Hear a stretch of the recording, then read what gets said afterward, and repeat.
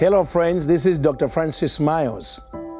Today I want to give you a supernatural story that I hope and pray is going to encourage you. This supernatural story is called How God Saved My Father with His Audible Voice.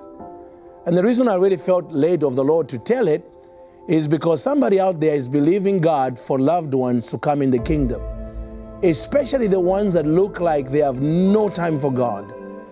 And you're worried about the eternal destiny of their lost souls if they do not come to the Lord. That was my biggest dilemma when I came to faith. In 1989, I was radically born again by a divine encounter with Jesus Christ.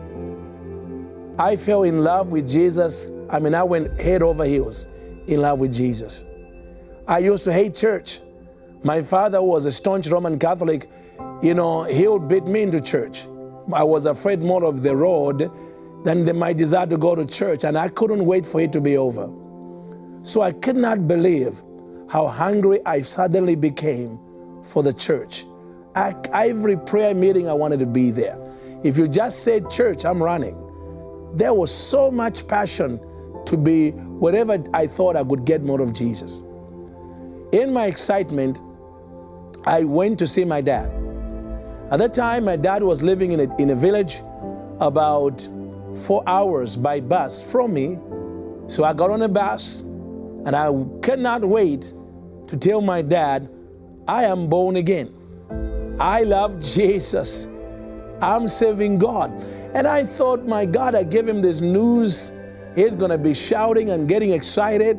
A child who never loved church now loves the Lord. He wants to go read his Bible. That's what I thought. I went and I met him, and I told him, I said, Dad, I am radically born again. I just found Jesus, or he found me, and I'm changed, and I wanted to know about it. I couldn't wait to share with you. He was quiet. It was not what I expected. And then there was an explosion. You see, my father at the time was a very staunch Roman Catholic who believed that the Pope was the only person on earth Jesus can talk to. So when I told him I'm saved and I'm going to this Assemblies of God church, we have worship services, we have this.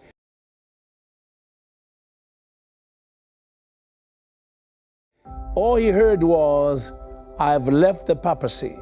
You have left the Catholic Church. He blew up. I've never seen him that angry in my entire life. I was devastated because I thought he was going to be excited for me. He was not.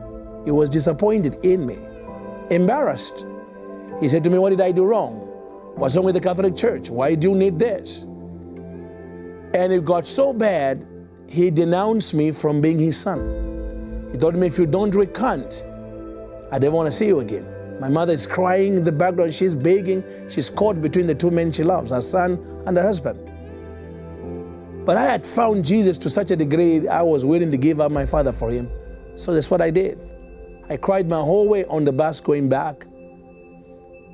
And when I got to the city where I lived, the Holy Spirit spoke to me, pray for him.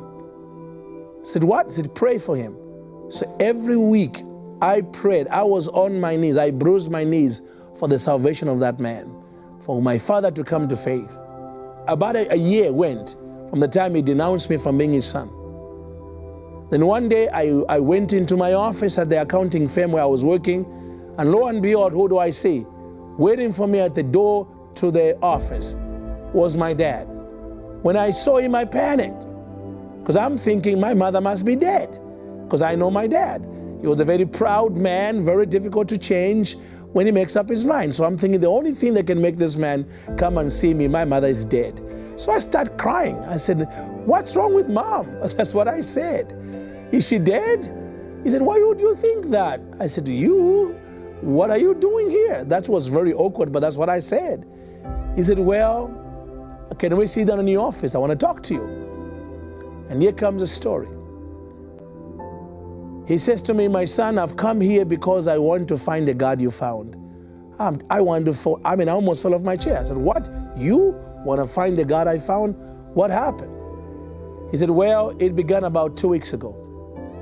He says, my son, I've never heard the voice of God in my life.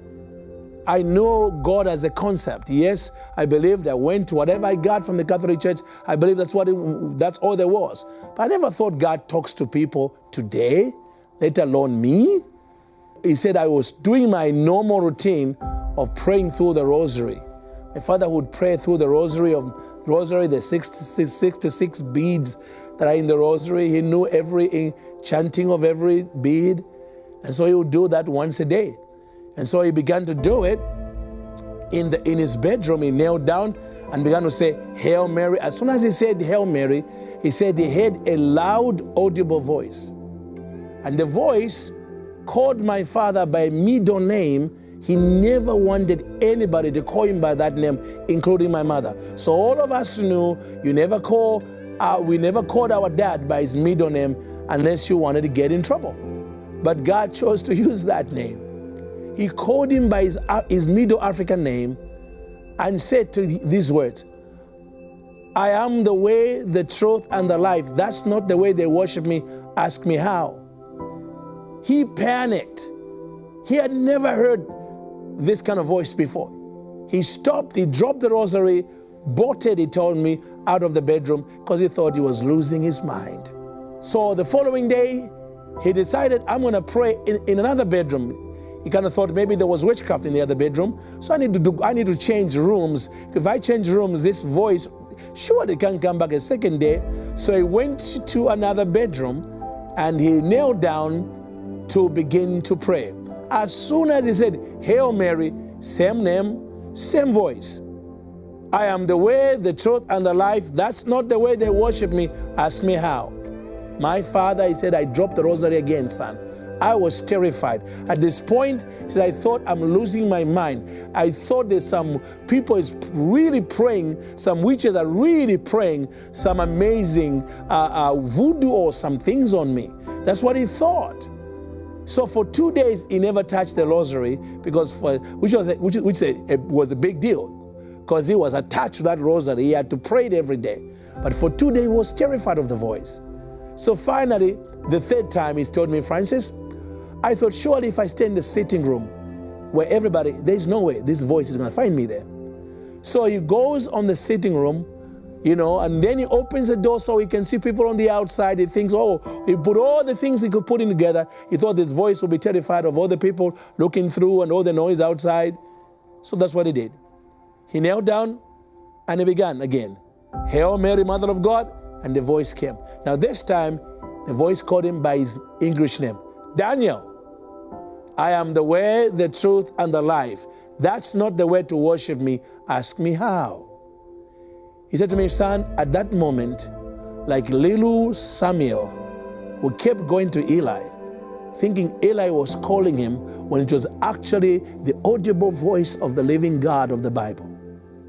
He said, on the third attempt, something broke in me. He said it was like the dams broke inside of me, Francis. I began to weep like a baby. I cried. My wife walked in, what is going on? She thought it was a funeral. I couldn't stop myself. I kept crying. And when he had stopped crying, he said the voice spoke to him for the fourth and final time. He said, Daniel, I want you to get on a bus. Go and see your son Francis. He knows the way. So my father gets on that bus to come and see me. And that's how he ends up at my office. Tears are running down my face. This is not how I expected God to reach him. But you see, we serve a supernatural God. He has multiple ways he can save even members of your family that you have come to become convinced they are so gone, they are so lost, there is no way they will turn to Jesus.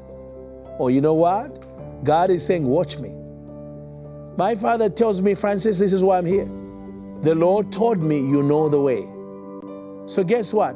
That day, in my office, I was given a privilege by Jesus to lead my own father to Christ. 1 year after he denounced me from being his son, he apologized, said, "I'm so sorry, I was a blinded man, but I now know you have something I don't have, God." And I led him to the Lord. He was filled with the Spirit. I mean, the power of God came upon him. It was amazing. Radical, radical transformation. After he got born again, my dad went back to the village. My mother said, "Where did you go?" He said, "I went to see our son." My mother started smiling because she didn't know what, he never thought about the encounter. You know, he kept quiet, he kept it to himself. She just was happy. "So you guys have reconciled?" "Yes, we have, but there's something more." And he said to my mother, "Sit down and gather all the children." All my brothers and sisters came together. And yes, Dad, he sat on a chair and he said, "My children, my wife, I am radically born again. I have found the one they call Jesus. Somebody who was a mystical figure has become real to me." And my father began to weep. I now know what it means to be born again. I know what Francis came to tell me, even though I got so mad. I now have it. And he said, "I've resigned my position at the Catholic Church where I used to be an elder. I've done it. You know, I am done. I'm going to follow this new path and see where Jesus leads me." My mother said, "What happens to us then?" He says, "Well, if you want to follow me in your faith in Jesus, He'll receive you too." So in that moment, my father, this new convert, barely 1 week old in the Lord, leads my mother and all my brothers, so my whole family comes to salvation in 1 day.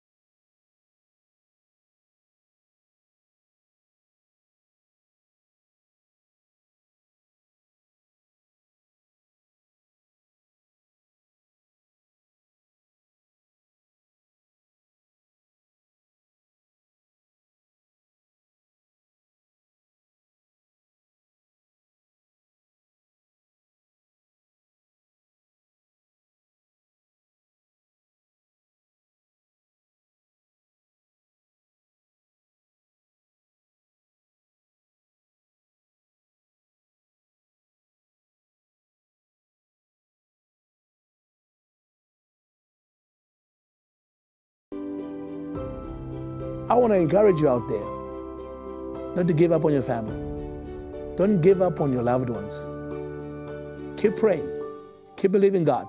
We serve a supernatural God who has millions of ways He can reach your loved ones, even the ones you think are a hopeless case. This is my supernatural story. Amen.